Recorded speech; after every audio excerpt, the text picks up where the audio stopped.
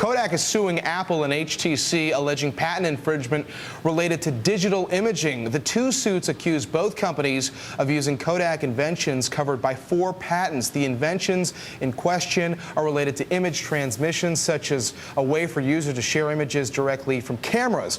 Joining me for more on this developing story is Makan Delrahim. He is a former Deputy Assistant Attorney General in the DOJ's Antitrust Division, and he joins us now from Los Angeles. And Makan, these suits come at the same time that some people have been wondering whether or not Kodak would soon be filing for bankruptcy. What is your reaction to this development? Well, my sense is that Kodak has tried to settle this and try to get some licensing deals with both HTC and Apple, like some of the other players they have tried over the last 2 years. And those discussions were unsuccessful, so they were left with the choice of filing the lawsuit and in hopes of recovering some licensing royalties. So we are talking about patents tied to software on how images are captured, how they're viewed on your PC, how they're viewed on your phone. And you talked about a 2-year window here. Give us some of the backstory on what's been happening up until this point. Well, there are two separate actions, as you mentioned. One in the International Trade Commission to prevent any importation of products that are deemed to infringe on Kodak's patents, and the other one in the district court, which is just a straight patent infringement lawsuit.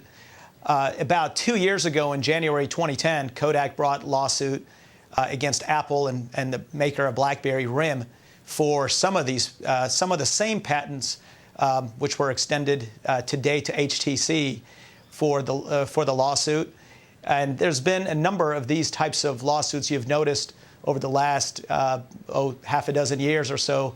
Lots of these various suits, and particularly in the communications technology, that have occurred against phone makers. And so Kodak, trying to find some assets that have values, has looked into its very vast patent portfolio and has brought suit to try to recover some revenues. And now it's just an extension of those. They haven't been able, Kodak has settled with a number of other handset manufacturers, but had not reached deals with Apple and HTC, so they're trying to close on that. And you, in the past, have done some work with Apple at the Supreme Court level. Given what Kodak is doing now, how do you think Apple will respond?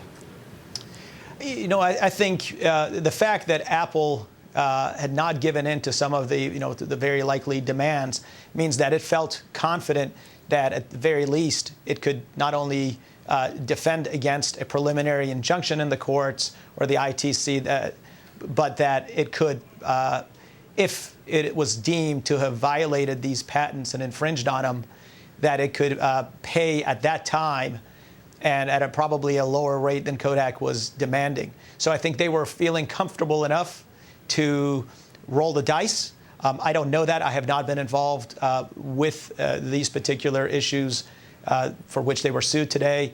But my guess is that they're willing to roll the dice and litigate this issue. In just the last 20 seconds we have, some have said maybe this patent portfolio is worth $2 or $3 billion. But what is the wild card when you're going through the courts to get your money? One of the most important things, if you're a patent owner, is to be able to get a preliminary injunction. If you could get an injunction in the court, and the Supreme Court about 5 years ago changed the standard of when you can get an injunction in the U.S. courts. So I think the wild card would be how quickly the ITC might act and whether or not that becomes a leverage point against HTC and Apple, where they feel compelled to settle so that they wouldn't disrupt their supply chain in the United States. Otherwise, if they get an injunction in the courts, but that's a much higher standard to meet for Kodak. All right. Well, we will watch to see how it all unfolds. Makan, thanks for joining us. Makan Delrahim, former Deputy Assistant Attorney General for the Department of Justice's Antitrust Division, joining us from Los Angeles.